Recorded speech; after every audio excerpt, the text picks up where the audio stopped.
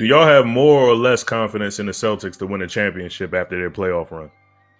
I kind of don't know. I feel like I have a little bit more, but I also just didn't have very much confidence in the Celtics coming into the playoffs. I will say that is the best team in the East. I did expect them to win a championship, but this team has always just kind of been unserious to me. And the only thing that I really needed to see from them is for them to kind of win close games because they hadn't done it all year. They've been that good blowing teams out all year, and now they've won a ton of close games against some teams that have been injured, but they at least still won them. So I don't know, like I still don't got that much confidence, but here we are, man. This is the Celtics time. They better win it.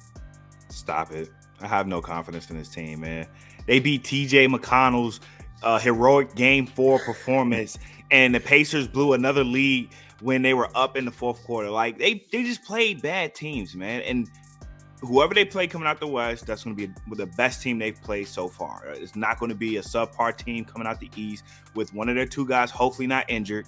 And we're going to really see how they're going to play when there's so much pressure on them, because who's coming out the West is not going to be as much pressure as it is for Boston. You've been the best team all year. You've been here before and lost after being up in the series. So if you start this series off slow, I think the wall's going to crack in, and then you can finally see this team play like at least I've been expecting them, but they just haven't had the caliber of team to just fold like they normally do because they've been playing so many weak teams and injured teams.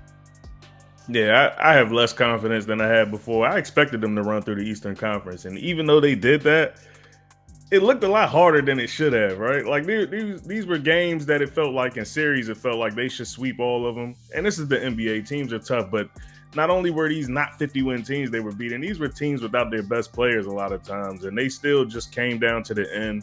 Good on the Celtics for figuring out how to win these games, but I also felt like a lot of those teams were finding ways to lose those games.